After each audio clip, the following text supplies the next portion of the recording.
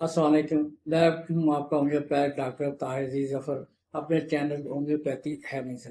آج ہم بات کریں گے کڈنی سٹون یا گردے میں پتھری ہونا۔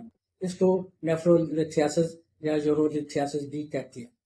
جیسا کہ آپ جانتے ہیں کہ ہمارے جسم میں دو گردے ہوتے ہیں، ایک دائیں طرف اور ایک بائیں طرف۔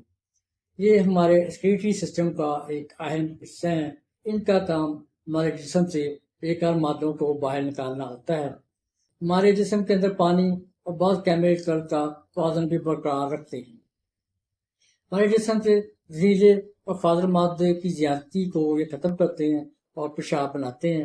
پھر یہ گردوں کی مدد سے پیشاب یوریٹر سے گزرتا ہے، پھر مثانے پہ چلا جاتا ہے، آخر کار پیشاب کی نالی کے ذریعے باہر چلا جاتا ہے۔ یہ مٹر کی شکل کا ایک جوڑا ہوتا ہے اور یہ بالغ مرد میں اس کا سائز 10 cm لمبا، 6 cm چوڑا اور 4 cm موٹا ہوتا ہے۔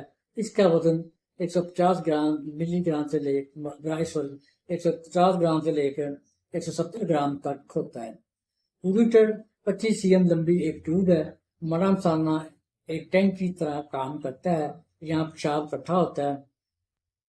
400 سے لے کر 500 ml تک ملی لیٹر تک پیشاب اس میں رکھا جا سکتا ہے۔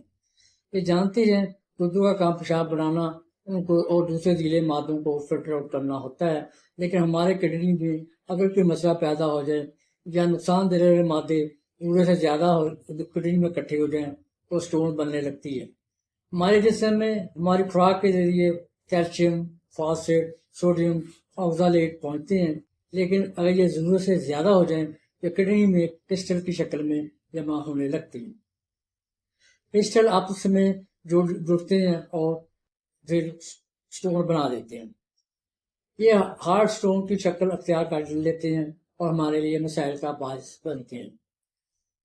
ہم اس کی اگر اقسام کی بات کریں، یہ سٹون 4 قسم کے ہوتے ہیں۔ یہ سٹون کئی قسم کے ہوتے ہیں۔ سٹون کی قسم کے مطابق پیشنٹ کا علاج کیا جاتا ہے۔ نئے پیدا ہونے بچے میں بھی شروع سے سسٹائن اس کے جسم میں جمع ہونے لگتا ہے۔ یہ مسئلہ عورتوں میں نسبت مردوں میں زیادہ ہوتا ہے، یہ 30 سے 50 سال کے درمیان زیادہ ہوتا ہے۔ اگر ہم اس کی وجوہات پہ بات کریں تو سب سے بڑی وجہ ہمارا پانی کم پینا ہے۔ پانی کم پینے سے خون گاڑھا ہوتا ہے اور پھر کڈنی اضافی منرل کو فلٹر آؤٹ نہیں کر سکتی۔ بعض اوقات شراب پینا بھی پتھری بنانے کی وجہ بن سکتا ہے، اور خوراک میں شوگر، پروٹین، سالٹ زیادہ لیے جا رہے ہیں، وہ بھی سٹون بنانے کی وجہ بن سکتے ہیں۔ ڈائریا کی صورت میں ہمارے جسم میں پانی کا توازن بگڑ جاتا ہے، اس کی وجہ سے بھی ہمارے جسم میں کچھ مسائل پیدا ہو سکتے ہیں۔ بعض اوقات ہم کیلشیم کی گولیاں لیتے ہیں، وٹامن سی زیادہ استعمال کرتے ہیں، غیر ضروری میڈیسین ہے، بعض اوقات وہ بھی وجہ بن سکتی ہے۔ ہمارے جسم میں مائکروب چھوٹے چھوٹے بیکٹیریا ہوتے ہیں جو سٹون بناتے ہیں۔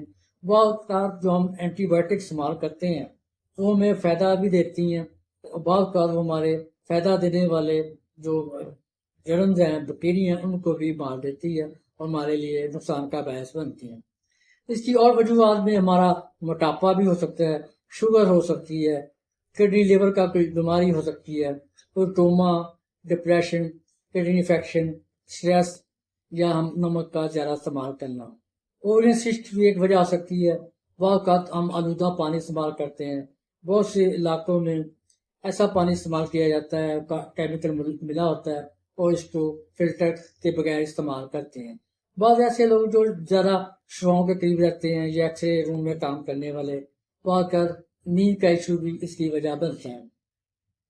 اگر ہم بات کریں اس کی علامات کی، درد ہو سکتا ہے، کمر درد ہو سکتا ہے، لمبر ریجن میں درد ہوتا ہوا وہاں سے مثال میں پیشاب کی نالی تک جاتا ہے، درد ہمارے کمر کے پچھلے حصے میں جاتا ہے یا ایک طرف یا دونوں طرف ہو سکتا ہے، متلی ہو سکتی ہے، الٹی آ سکتی ہے، پیشاب میں پیلا پن ہو سکتا ہے، رکاوٹ ہو سکتی ہے، پیشاب بالکل نہ آنا، پیشاب میں ریگ آنا، خون ملا پیشاب یا پیپ آنا، پیٹ میں درد ہونا، بعض اوقات کوئی علامات نظر نہیں آ رہی ہوتی، خون والی الٹی بھی آ سکتی ہے، پیشاب میں جلن، کڈنی میں سوجن ہونا، پیشاب سے پہلے اور بعد میں جلن اور درد ہونا، درد واقع بہت شدت سے ہونا اور بعض کا یہ قابل برداشت بھی ہوتا ہے۔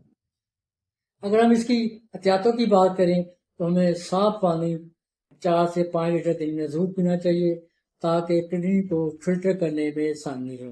ہمیں کاربوہائیڈریٹ فیٹس کم استعمال کرنے چاہیے، جنک فوڈ بیکری آئٹم کم سے کم استعمال کریں، اسٹریس سے بچیں، نیند پوری کریں، نمک اور ٹماٹر کم لیں، پتوں والی سبزیاں نہ لیں، مچھلی اور گوشت انڈا وغیرہ کم استعمال کریں، ناریل کا پانی ستو استعمال کریں، لیمو پانی زیادہ سے زیادہ استعمال کریں اور زیادہ مسالے والی چیزیں نہ لیں۔ فاسٹ فوڈ بالکل بند کر دینی چاہیے، انڈا نہیں لینا چاہیے، پائن ایپل کھائیں، کیلا بادام کھائیں، چاول بالکل نہیں کھانے چاہیے، چنے کی دال نہ لیں، vitamin D vitamin C supplement کو ہمیشہ ڈاکٹر کے مشورے سے استعمال کریں۔ تربوز ہمیں زیادہ کھانا چاہیے، انگور کھائیں، مالٹے کھانے چاہیے، چائے اور کافی بالکل بند کر دینی چاہیے، پیشاب بند کریں، اینٹی سیپٹک ضرورت کے تحت استعمال کریں، ہمیں مولی اور گاجروں کا استعمال بڑھا دینا چاہیے۔ ٹیسٹ جیسے ہی ہمیں مسئلہ پیدا ہو فوراً الٹرا ساؤنڈ یا سونوگرافی کروانی چاہیے اور ہمیں ڈاکٹر کے مشورے کے مطابق چلنا چاہیے۔ اگر ہم ہومیوپیتھک میڈیسن کی بات کریں تو ہم آپ کو بتاتے چلیں کہ پتھریاں بہت سی قسم کی ہوتی ہیں، کچھ ایسی پتھریاں ہوتی ہیں جو کڈنی اسٹون سے جڑ جاتی ہیں، ان کو وہاں سے نکالنا بہت مشکل ہوتا ہے۔ بہت پتھریاں جو 15 mm سے زیادہ ہوتی ہیں ان کو بھی سرجری سے حل کرنا پڑتا ہے۔ بعض اوقات مریض کی لوکیشن کو دیکھ کر، مریض کی صحت کو دیکھ کر اور پتھری کے سائز کو دیکھ کر اس کا فیصلہ کیا جاتا ہے کہ میڈیسن سے مسئلہ حل ہو جائے گا یا اس کے لیے سرجری ضرورت ہوگی۔ اس کے لیے ہم ایک کمپاؤنڈ بنا سکتے ہیں جس میں کینتھرس کیو اور بیرس ولیگیرس کیو، سولیڈیگرو کیو اور ہائیڈرینیا کیو برابر مقدار میں مکس کریں گے اور اس میں 20 سے 25 قطرے دن میں 3 سے 4 دفعہ استعمال کریں گے۔ یہ ہمیں بڑا اس مسئلے میں سپورٹ کرتے ہیں۔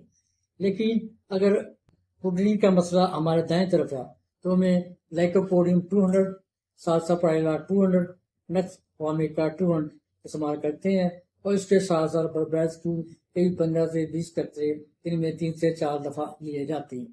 لیکن اگر مسئلہ ہمارے لیفٹ سائڈ میں ہے اس کے لیے بربیرس کیو ٹیبلیٹ 200 اور پریرا 200 استعمال کی جاتی ہیں۔